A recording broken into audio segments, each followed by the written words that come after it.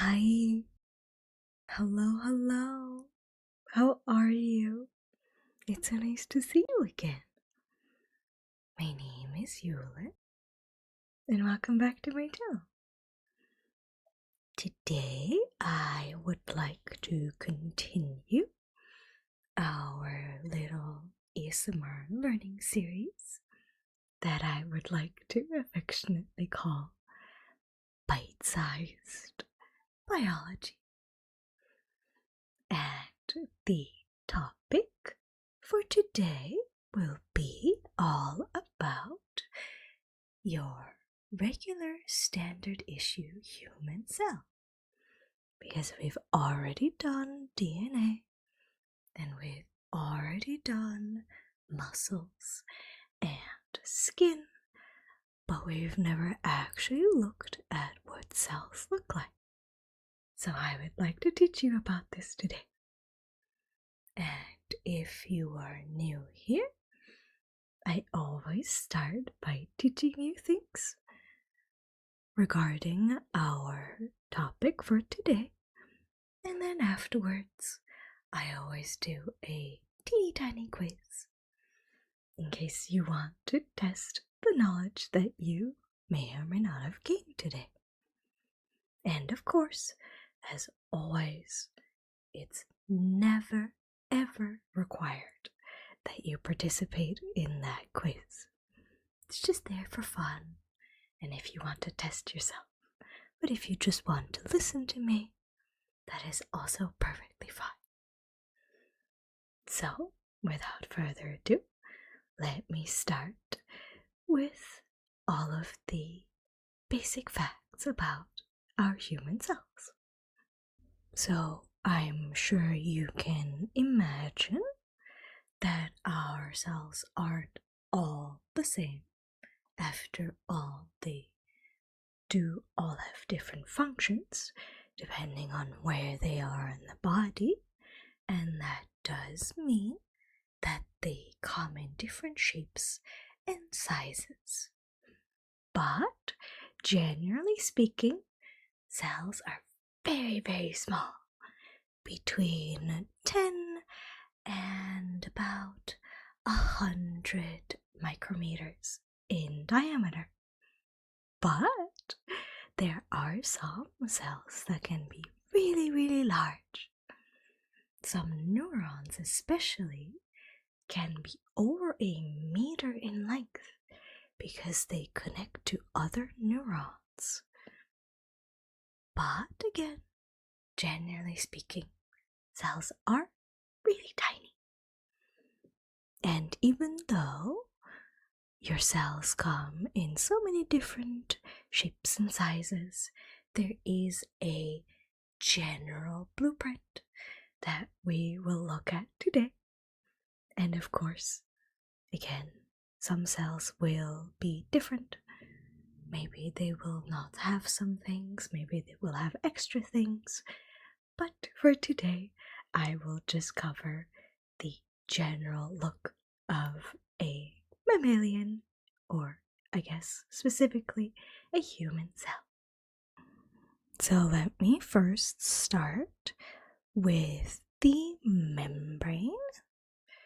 The cellular membrane is kind of like a barrier because it both separates the inside of the cell, or the intracellular part, from the outside of the cell, which is called the extracellular surroundings, and it is very, very selective with what it lets into the cell and out of the cell. And one of the reasons for that is its components, because most of the cellular membrane is made out of a double layer of something called phospholipids. And this, as the name implies, has a lipid part which is, of course, fat. And it also has a hydrophilic part as well, which means water-loving. On the other side, you can kind of imagine it like a pin needle, perhaps, where the head is one part. Typically, I would say the lipid part, the fat part, and the actual body of the needle is the hydrophilic part. And because fat and water doesn't mix, you get a double layer where the water ends are together on the inside and the fatty ends are on the outside of the cell and on the inside of the cell, which is why it's a double layer. The membrane also has other proteins inside of it which serve many different functions. For example, it contains transportation channels so that certain molecules can enter and exit the cell, or also they could have the function of structural support or something entirely different on the outside, for example, which is serving as receptor sites, which is another very important topic that I would like to cover in a future video. But that is how the cellular membrane works like a barrier and a filter. Next, we have something that again I've mentioned before, which is the nucleus. And if you watched my previous video, you'll know that the nucleus is where your DNA is. The nucleus itself is actually built kind of like the whole cell. It possesses a nuclear membrane and also a fluid nucleoplasm. And inside of that nucleoplasm is, of course, the chromatin, which is your DNA. But that's not everything inside of your nucleus. There is also something called the nucleolus, which is a very dense region of RNA. And the nucleolus is where ribosomes are formed, which I will also cover a little bit today. Overall, the nucleus, of course, controls everything that goes on inside of your cell, because everything is written in your DNA. Lastly, out of the three big components that I mentioned, we have the cytoplasm, of course. And the cytoplasm is actually more gel-like in its consistency, which I actually didn't know. I always thought it was more fluid. But it is more gel-like. This cytoplasm is where basically all of the chemical reactions inside your cell take place, both because of the organelles, but also because of a lot of reactions just take place out in the open, so to speak, inside of the cytoplasm. And speaking of these organelles, we do actually have quite a few that do have many, many different functions, apart from the nucleus, of course. The other organelle that I'd assume you'd have heard of, probably, because it's probably the most famous one, are mitochondria, which are the powerhouses of the cell. I'm sure you've heard that phrase before. And that phrase exists because this is where something called cellular respiration takes place, which is a very complicated topic, but I would also like to cover that in another video too. Basically, though, through this cellular respiration, the mitochondria generate something called ATP. And ATP is by far the most important energy currency in our body. So, the mitochondria are indeed very, very important because without energy, nothing really works in the body. Fun fact as well, I don't think this typically gets covered, at least in schools. Your mitochondria actually also have their own DNA. And this DNA only gets passed on maternally, so through your mother. So this DNA is something where you can trace back your lineage from your mother. Another important organelle that we have inside of our cells is the ER, or the endoplasmic reticulum, which is quite a mouthful. This ER can be split into both the rough ER and also the smooth ER. The smooth ER is kind of like a transportation system because it is in charge of transporting molecules. And the rough ER actually makes proteins with the help of the ribosomes I mentioned before.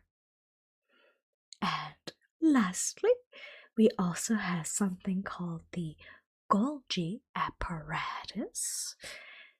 This organelle creates something called vesicles and lysosomes.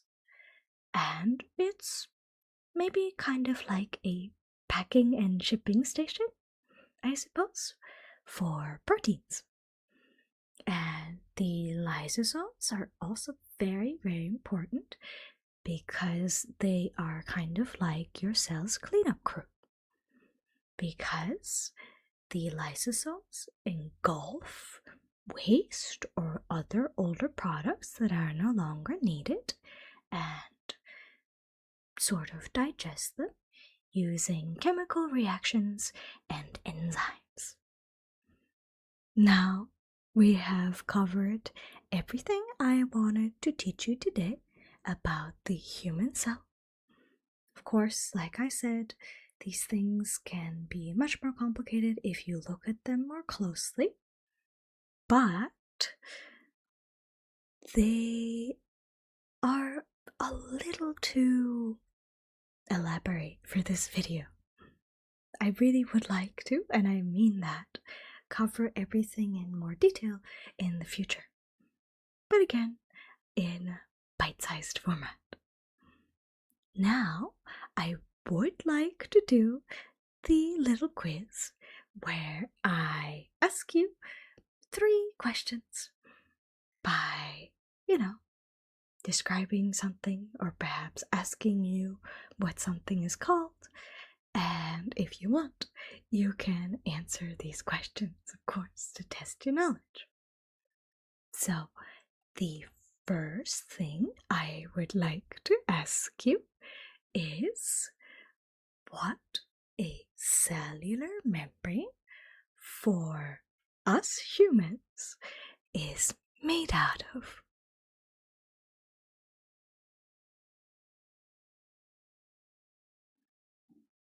So, the cellular membrane is made out of a double layer of phospholipids, and other proteins.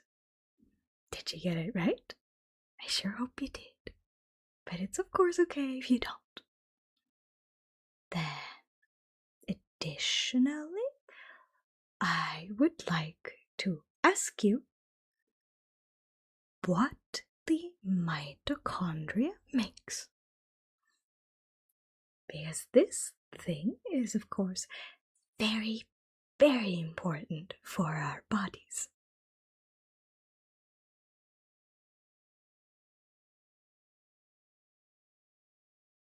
So, the mitochondria generate something called ATP through a process called cellular respiration. Let's see if you got that right. And lastly, perhaps a more simple question, or maybe not. Can you tell me how big typically human cells are?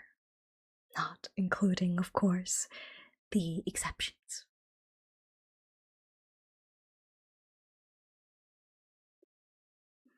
So a typical human cell is between 10 and 100 micrometers in diameter, which is very, very tiny. Well done.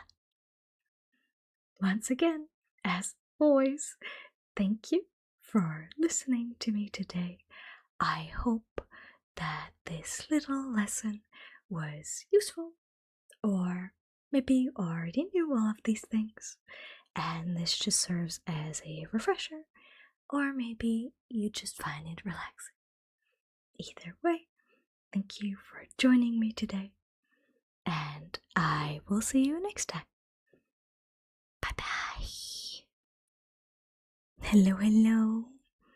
Thank you, as always, to my lovely, lovely members who help support the channel. If you also want to support the channel and get access to things such as all of the VODs from both Twitch and YouTube, and cute emotes, and of course the early access to all videos, you can do so by also becoming a member. But as always, it's never required that you do this. Still, thank you so much again to my lovely members.